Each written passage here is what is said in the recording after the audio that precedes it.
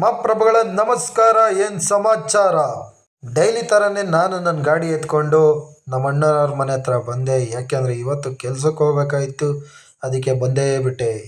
ಅಲ್ಲಿಂದ ಸೀದಾ ನಾವು ಕೆಲಸ ಮಾಡಬೇಕಾಗಿದ್ದು ಬಿಲ್ಡಿಂಗ್ ಹತ್ರ ಬಂದ್ವಿ. ಇದೇ ನೋಡಿ ನಾವು ಕೆಲಸ ಮಾಡಬೇಕಾಗಿರೋ ಬಿಲ್ಡಿಂಗ್. ಇವತ್ತು ರಿನೋವೇಷನ್ ವರ್ಕ್ ಇತ್ತು, ಅದಕ್ಕೋಸ್ಕರ ಬಂದಿದ್ವಿ.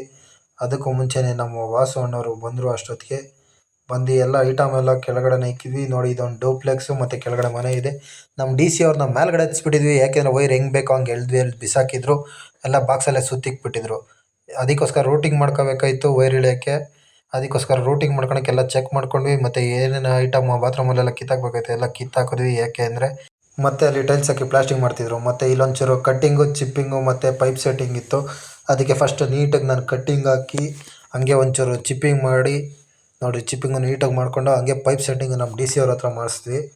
ಹಂಗೆ ನೀಟಾಗಿ ಪೈಪ್ ಸೆಟ್ಟಿಂಗ್ ಮಾಡಿ ಹಂಗೆ ಮೇಲ್ಗಡೆ ಬಂದ್ವಿ. ಯಾಕೆಂದರೆ ಇಲ್ಲಿ ಪ್ರೆಷರ್ ಪಂಪ್ ವೈರ್ನ ಕನೆಕ್ಷನ್ನ ಡೂಪ್ಲೆಕ್ಸ್ ಕೆಳಗಡೆ ಕೊಡಬೇಕಾಯಿತು. ಇಲ್ಲಿ ನೋಡಿ ಒಂದು ಮನೆ ಪೂರ್ತಿ ಸೋಲಾರ್ ಹಾಕ್ಕೊಬಿಟ್ಟವ್ರೆ.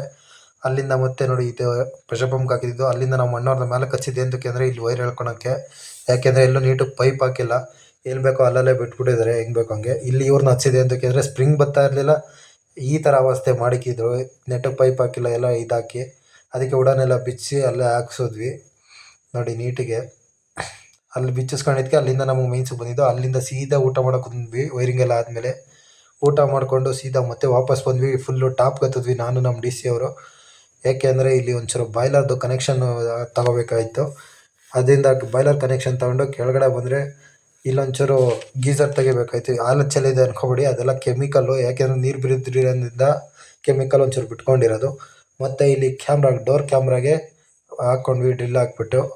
ಮತ್ತು ಹಂಗೆ ಆ ಗೀಝರ್ನ ತಗೊಂಡೋಗಿ ಇನ್ನೊಂದು ಮನೆಗೆ ಫಿಟ್ ಮಾಡಬೇಕಾಯಿತು. ಅದಕ್ಕೆ ಅವರು ಒಬ್ಬರು ಅಲ್ಲಿಗೋದ್ರು, ನಾವಿಬ್ಬರೂ ಅಲ್ಲಿದ್ದ ಒಂಚೂರು ಚಿಪ್ಪಿಂಗ್ ಮುಗಿಸ್ಕೊಂಡು ಪೈಪ್ ಸೆಟ್ ಮಾಡಿಬಿಟ್ಟು ಕೆಳಗಡೆ ಬಂದ್ವಿ ಹೋಗೋಣ ಅಂತ ಹೇಳ್ಬಿಟ್ಟು. ಇದೇ ನೋಡಿ ಇಷ್ಟೊತ್ತು ಮಾಡಿದ ಬಿಲ್ಡಿಂಗ್ ನೋಡಿದ್ದೀರಲ್ವ ಆಲ್ರೆಡಿ. ಅದಕ್ಕೆ ಅವರಿಬ್ಬರು ಗೀಝರ್ ಫಿಟ್ ಮಾಡೋಕೆ ಹೋಗಿರಲ್ಲ, ಅವರಿಬ್ಬರು ಬರಲಿ ಅಂತ ವೆಯ್ಟ್ ಮಾಡ್ತೀವಿ. ವಾಸವಣ್ಣನ ಅವರು ಬಂದರು.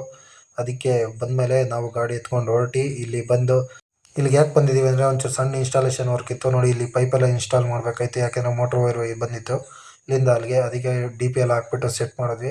ಒಳಗಡೆ ಟ್ಯೂಬ್ ಲೈಟ್ ಹಾಕಿ ಮತ್ತು ಇಲ್ಲೊಂದು ಹ್ಯಾಂಗರ್ ಹಾಕ್ಬಿಟ್ರು ಡಿ ಸಿ ಅವರು. ಹಂಗೆ ನಮ್ಮ ಡಿ ಸಿ ಅವ್ರ ಗಾಡಿನ ಸರ್ವಿಸಿಗೆ ಬಿಟ್ಟಿದ್ವಿ. ಅಲ್ಲಿಂದ ಗಾಡಿ ಇಸ್ಕೊಂಡು ಹಂಗೆ ಮನೆಗೆ ಅಂತ ಹೊರಟ್ವಿ ನಾವು. ಇನ್ನೇನು ಟೈಮ್ ಆಗಿತ್ತಲ್ಲ. ಯಾವುದೇ ಥರದ electrical renovation work, building work ಅಥವಾ ಯಾವುದೇ ಥರ ಸಣ್ಣ ಪುಟ್ಟ ಎಲೆಕ್ಟ್ರಿಕಲ್ ವರ್ಕು, ದೊಡ್ಡದು ಎಲೆಕ್ಟ್ರಿಕಲ್ ವರ್ಕ್ ಇದ್ದರೂ ನಮ್ಮನ್ನು ಕಾಂಟ್ಯಾಕ್ಟ್ ಮಾಡಿ, ನಾವು ಮಾಡಿಕೊಡ್ತೀವಿ. Thank you for watching the video. ನಮ್ಮನ್ನು ಕಾಂಟ್ಯಾಕ್ಟ್ ಮಾಡೋದು ಹೆಂಗೆ ಅಂದರೆ ನಮ್ಮ ಇನ್ಸ್ಟಾಗ್ರಾಮ್ ಐಡಿಯೂ ಸೇಮ್ ಐಡಿ ಇದೆ, ದರ್ಶಿ ಕನ್ನಡಿಗ ಅಂತ. ಅಲ್ಲಿ ನಮಗೆ DM ಮಾಡಿ, ನಮ್ಮನ್ನು ಕಾಂಟ್ಯಾಕ್ಟ್ ಮಾಡಿ. ನಾವು ಯಾವುದೇ ಥರ ಕೆಲಸ ಇದ್ರೂ ಮಾಡಿಕೊಡ್ತೀವಿ. Thank you for watching the video. Bye bye.